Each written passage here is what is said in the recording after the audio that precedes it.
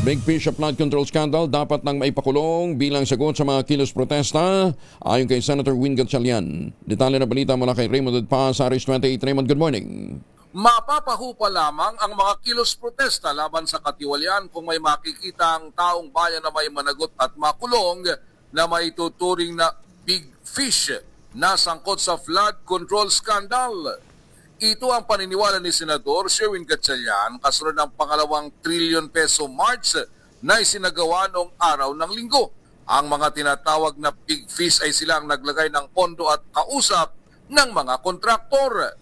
Sa ngayon kasi ay ang mga ordinaryong empleyado pa lamang ng Department of Public Works and Highways na nakakasuhan, kaya't marami pa rin sa ating mga kababayan ang hindi kontento. Sabi ni Gatchalian sa kanyang napanood na nagsalita noong linggo ay si 2018 Miss Universe Catriona Gray ang tumatak sa kanya.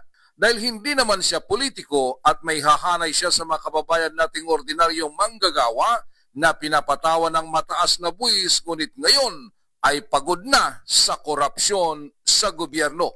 Nananatiling sigaw sa trilyon peso march ay ikulong ang mga kurakot. Ito si RH28 Raymond Adpaz para sa DCRH, una sa Pilipinas, una sa Pilipinas. Maraming salamat, Raymond.